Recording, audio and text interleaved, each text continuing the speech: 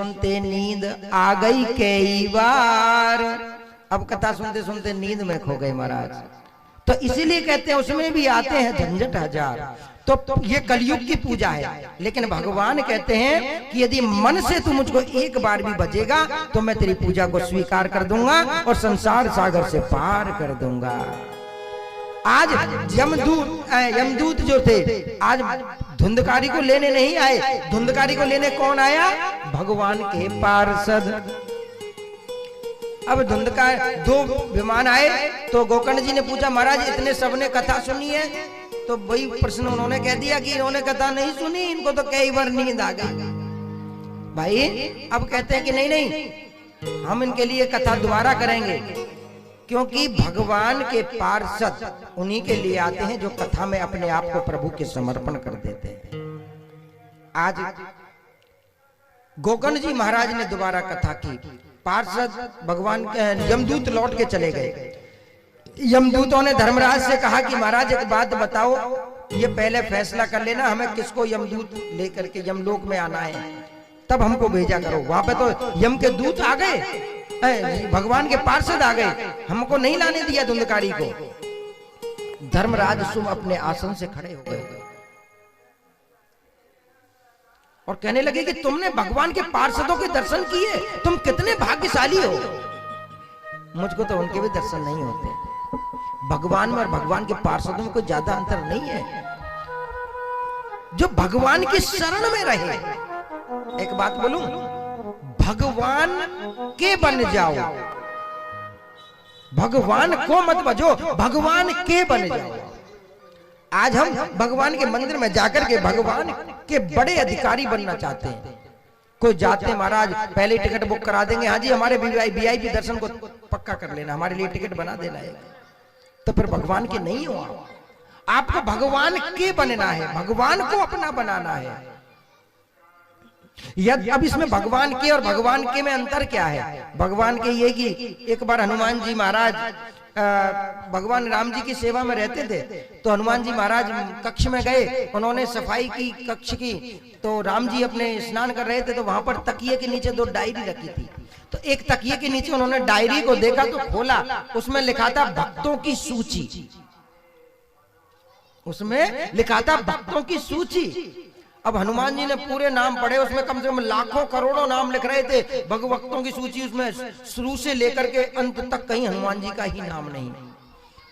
अब राम जी जब स्नान ध्यान करके आए तो महाराज आंखों में आंसू हनुमान जी के, तो राम जी ने कहा अरे क्या हुआ हनुमंत लाल, क्यों उदास हो, आंखों में आंसू क्यों? अभी तो मैं आपको हंसते हुए छोड़ के गया कि प्रभु एक बात बताओ, क्या मैं आपका भक्त नहीं हो ना? मैंने कब मना किया? तो सच बताओ इस डायरी में मेरा नाम क्यों नहीं है? मैं एक बात बोलूं, पहले मत लिखते तो दर्द नहीं होता, अंत में ही लिख लेते, पर कहीं तो लिख लेते। आज मुझको पता लगा कि मैं आपके भक्तों की सूची में भी नहीं हूं। सेवादार की और सेवक की तो बहुत बड़ी बात है। तब राम जी कहते हैं कि हनुमंत तुम बड़े उदास हो जाते हो, बड़े भाव में खो जाते हो। अरे पागल, वो जो डायरी थी उसमें तो लिखा है भक्तों की सूची, ये उन भक्तों की सूची है जो भक्त मुझको भजते हैं।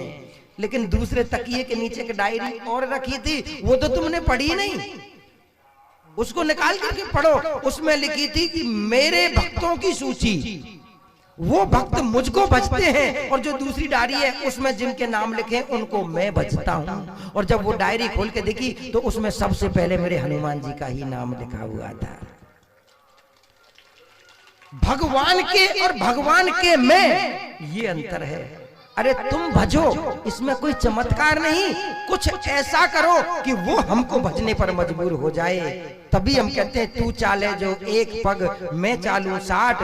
आज गोकर्ण जी महाराज ने वही बताया कि आप धर्मराज जी ने पूछा तो कहने लगे कि आप बड़े भाग्यवान हो जो पार्षदों के दर्शन किए। तो उसी समय उन्होंने कहा कि ये बताओ कि स्वर्ग में किसको लाना चाहिए? तो कहने लगे कि महाराज जो भागवत कथा सुने उनको तो कभी भी नरक तो दिखाना ही नहीं, जो भागवत कथा का रसस्वादन करते हैं उनको कभी भी नरक में नहीं लाना। अब पार्षदों ने कहा महाराज एक बात बताओ, जो भागवत में आ जाते हैं और खंबे का सहारा ले लेते हैं, और आंख बंद करके 3 घंटे की समाधि में चले जाते हैं। उनको लाए कि ना लाए, उनका क्या करें? भगवान कहने लगे कि भैया उनको तो नरक में तो आप बिल्कुल भी मत लाना। क्यों? क्योंकि जब कथा होती है ना तो भक्त के जो पाप होते हैं वो उसको सुलाते हैं। ध्यान कर लेना, जिनको कथा में नींद आएगी वो बड़ा पापी होगा। नींद ही उसी को आएगी जो पापी होगा। कथा में उसके पाप उसको सुलाते हैं कि ये प्रभु की कथाएं सुन ना ले वरना इसको स्वर्ग में ले जाएगा। अब धर्मराज कहने लगे, ए यमदूतो धीरे बोलो, धीरे बोलो। यदि इन सबको पता चल गया तो कल से ये कथा में कोई नहीं सोएगा, स्वर्ग तो भरा रहेगा, नरक खाली रह जाएगा। कि महाराज तो क्या करें उनका? फिर वो जो उनके सर पे पाप होते हैं वो कहां जाते हैं? कि महाराज जो बगल वाले, जब गुरुजी कहते हैं ना जोर से बोलना पड़ेगा,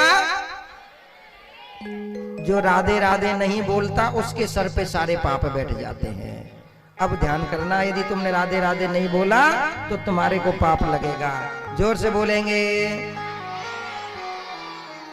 स्वार्थ लाग करहीं सब प्रीति। देखो जब नरक में पाप का नंबर आया, हम नहीं बोलेंगे तो हमारे सर पे भी आ जाएंगे, है ना? तो कितनी जोर से बोले, है ना?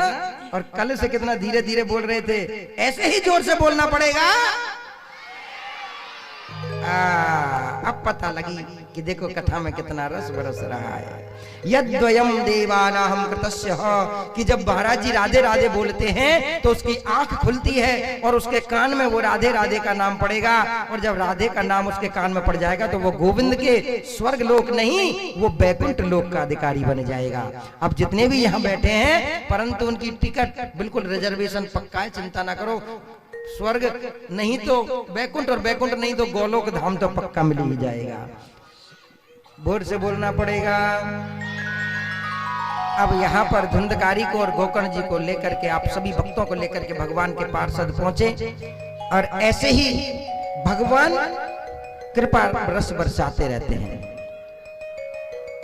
यद्वयम देवम कृत्य किस्मत्य नित्य भवतया नारायणं त्वदीकृतयं स्वाधिकृत्य नमोस्तुते। जब स्वयं मां कुंती भगवान के सामने आई, पांडवों को विजय प्राप्त हुई और भगवान द्वारका जाने लगे तो बुआ को प्रणाम किया। बुआ ने कहा कि प्रभु ने कहा कि प्रभु अब मैं बुआ मैं चाह रहा हूं। कुंती कहने लगी कि आपको कौन रोक सकता है? एक बार प्रेम से कहेंगे कि आपको कौन रोक सकता है? आप कभी भी आ सकते हो, कभी भी जा सकते हो, आप तो साक्षात ब्रह्म हो। आज ये बात सुनकर के कन्हैया के आंखों में आंसू आ गए। बुआ तेरे लिए तो मैं तेरा भतीजा था, तूने कब से मुझको ब्रह्म कह दिया, भगवान कह दिया। मैं तो तेरा भतीजा हूं, तेरा लाला हूं। अब तूने मुझको ब्रह्म कह दिया, भगवान कह दिया, तो भगवान के सामने तो सब कुछ आते हैं मांगने के लिए, तो तू भी कुछ मांग ही ले। कुंती कहने लगी कि मैं जो मांगू सच में ही दोगे क्या? कि हाँ मांग करके तो देख। आज मां कुंती ने अपनी आंचल फैला दिया। प्रभु सच में दे सकते हो ना? आज तक जितने मैंने दुख देखे उन दुखों से 1000 गुना दुख तुम्हारे पास हो तो मेरी झोली में डाल दो। कभी भगवान से आपने दुख मांगे क्या? हर कोई मांगता है धन दे दो, दौलत दे दो, माया दे दो, पुत्र दे दो, बेटा दे दो, बेटी दे दो, बहू दे दो। कभी भगवान से किसी ने दुख मांगे? भगवान से केवल मांगने जाते हो आप। कभी भगवान से भगवान के भी हालचाल पूछ लिया करो, कैसे हैं प्रभु, आप कैसे हो? उनको अच्छा लगेगा। भगवान के नेत्रों में आंसुओं की गंगा जमुना बहने के लिए, अरे बुआ तेरा पेट नहीं भरा? जन्म कहां हुआ? जन्म होते ही तेरे को दूसरी जगह पलना पड़ा। कौनते नामक राजा के यहां पड़ा तो उनका नाम कौनते पड़ा। उसके बाद विवाह हुआ पांडु से, वो भी पांडु रोगी। पति सामने होते हुए भी वो पति से प्रेम नहीं कर सकती, उसको श्राप लगा हुआ है, काम के बस यदि तू अपनी पत्नी के पास जाएगा तो तेरे सर के 100 टुकड़े हो जाएंगे। सबसे बड़ा दुख स्त्री को यही होता है